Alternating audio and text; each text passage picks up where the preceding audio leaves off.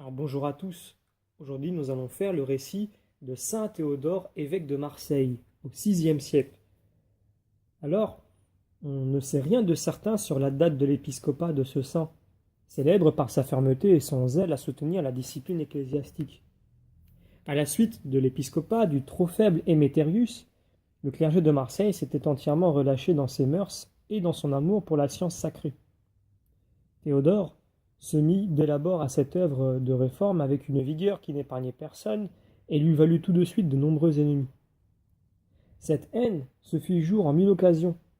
Elle fournit à Dynamius, gouverneur de Marseille pour le roi Gonfrand, le moyen de persécuter le saint évêque.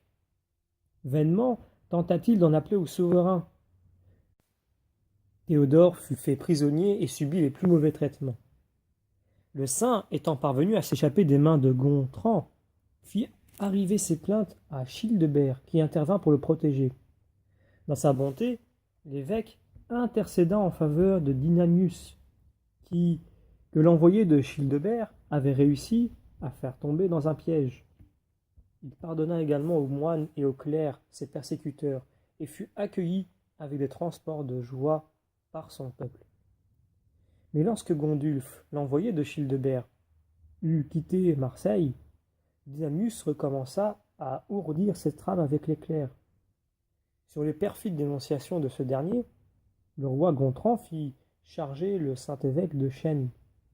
On profita d'une consécration d'église pour se saisir de Théodore et l'envoyer en exil.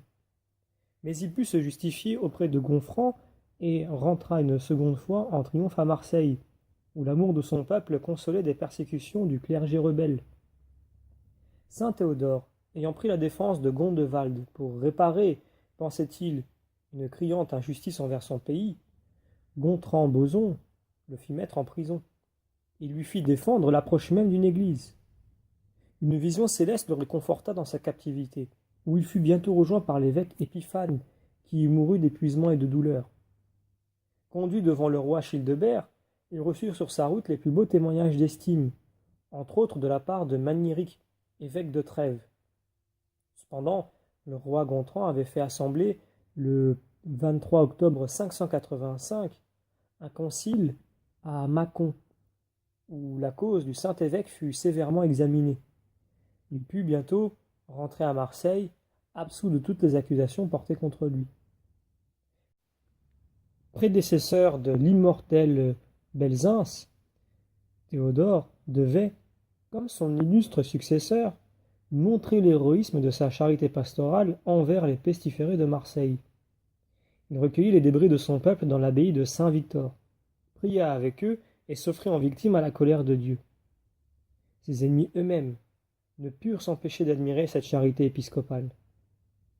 Enfin, après avoir reçu une lettre très élogieuse du pape Saint Grégoire le Grand, Théodore mourut vers l'an 593 de la mort des justes.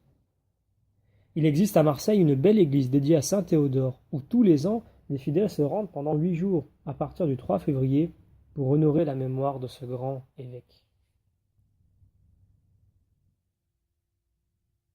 Alors là, nous avons un récit qui est assez riche. Et nous pouvons faire plusieurs morales, on peut tirer plusieurs événements.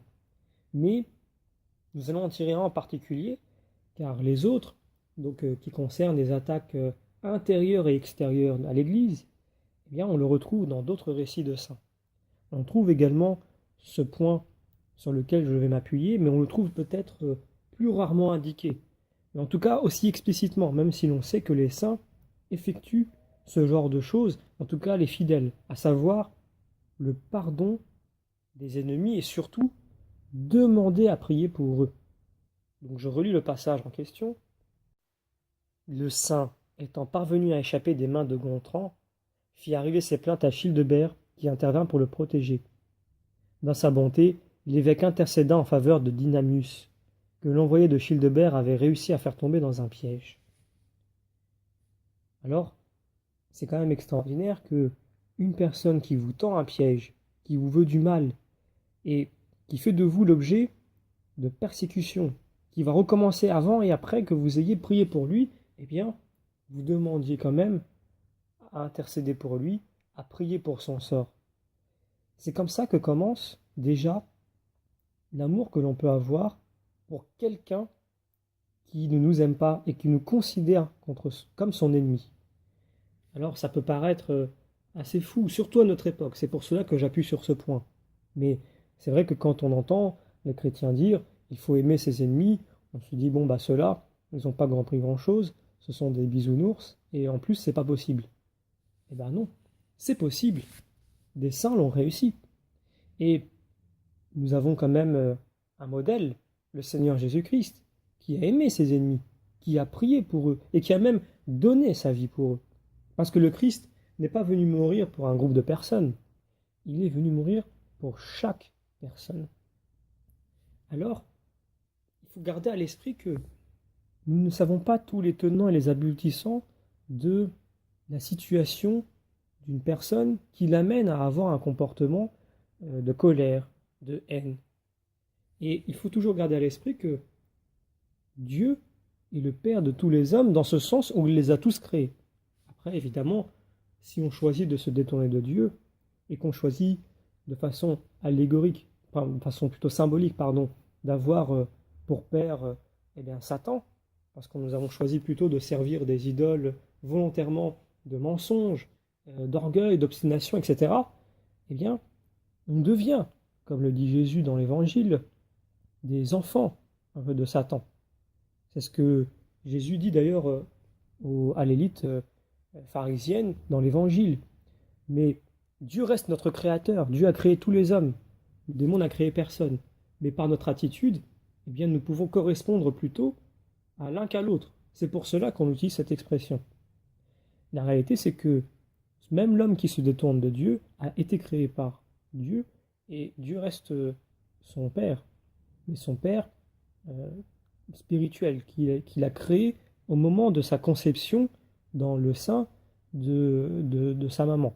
Et donc ce qui se passe, c'est que, on le lit dans le catéchisme de l'Église catholique, certes la partie biologique est créée par l'homme, en entendant par là la relation entre un homme et une femme, mais l'âme, plutôt l'esprit, est créé, lui, par Dieu, directement, sans intercession, sans intermédiaire, pardon. Ce qui veut dire que c'est, d'une certaine façon, Dieu qui met la graine dans le ventre, on peut dire ça comme ça, et finalement, le reste, c'est ce don que Dieu a donné aux hommes, à savoir de pouvoir donner la vie, et donc de donner un corps à cette âme.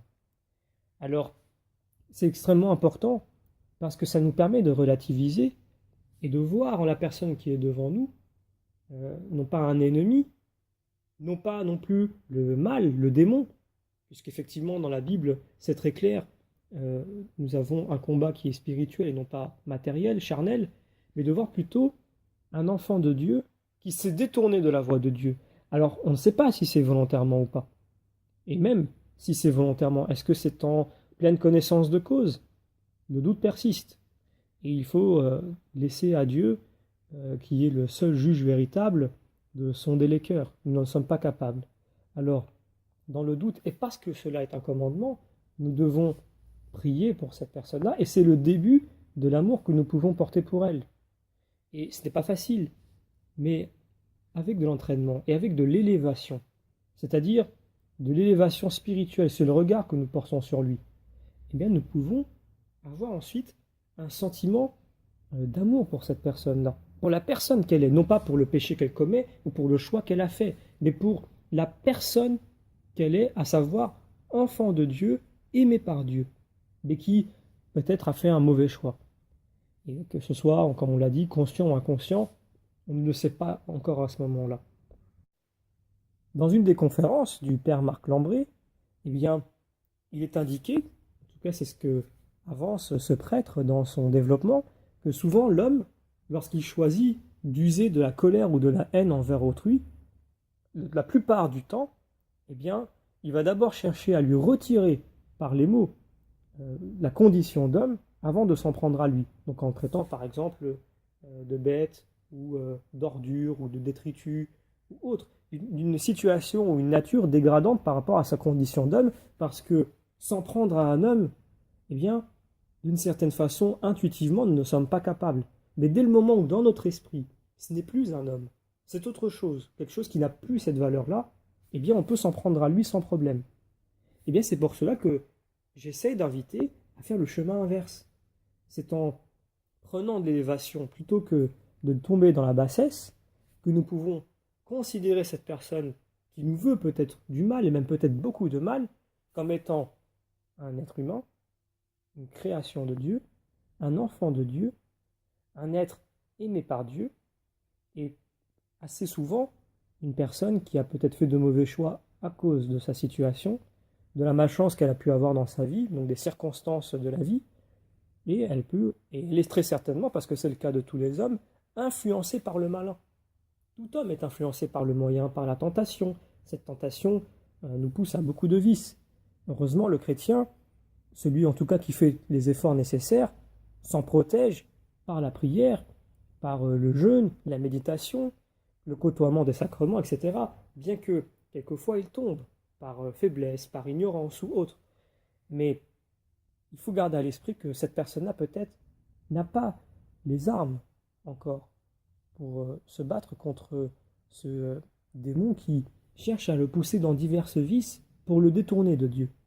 En ayant ce raisonnement, eh bien, on commence déjà à s'élever par rapport à la situation, au conflit qui est en face de nous, et on finit par vouloir sincèrement, profondément, parce que nous savons que il en aurait fallu peut-être peu pour que nous soyons comme lui, ou à sa place. Eh bien, nous voulons sincèrement et profondément sa conversion, parce que nous savons la grâce que Dieu fait, et que Dieu peut la faire à n'importe quel moment dans la vie d'un homme, et qu'il nous l'a fait, si nous sommes dans cette situation de vouloir le bien de cet homme, mais peut-être qu'il ne l'a pas encore fait pour cet homme, ou alors que cet homme ne l'a pas accepté. Et donc, c'est pour cela que je dis que quand nous sommes dans cette situation-là, on se dit qu'on aurait pu être à sa place. Non pas que je me mette dans la situation du publicain dans l'Évangile qui dit « Seigneur, merci de ne pas m'avoir fait comme lui », puisque ce n'est pas le propos, mais plutôt de dire « Seigneur, je sais que j'aurais pu, si tu ne m'avais pas donné la grâce, si tu m'avais laissé dans mes travers, faire comme lui, voire pire. Or, tu m'as donné un don gratuit, que je ne méritais pas. Et cette personne en face de moi, peut-être, soit ne l'a pas encore reçu pour X ou Y raison, soit ne l'a pas encore accepté. Alors, je prie pour que ce cadeau que tu m'as fait, que je ne méritais pas, tu le lui fasses aussi, en espérant peut-être qu'il se détourne du mauvais chemin qu'il a pris. Car sans toi, Seigneur, jamais aucun de nous n'aurait pu se tourner vers toi. Nous serions tous sur un chemin de damnation si le Seigneur ne nous avait pas donné la grâce. Alors, nous pouvons demander à saint Théodore d'intercéder pour nous, pour que dans ces situations de conflit qui appartiennent au monde, nous sachions nous élever et ne pas être de ce monde dans ces situations-là, mais plutôt d'être du royaume de Dieu. Ce royaume qui prie, ce royaume qui demande la conversion des pécheurs. Donc ce royaume qui condamne le péché, mais qui aime le pécheur et prie pour lui, qui sait faire la distinction entre les deux. Et nous sommes convaincus, parce que nous en avons la foi, cadeau du ciel, que saint Théodore intercédera pour nous auprès de Dieu et que cette prière sera entendue. Saint Théodore, priez pour nous.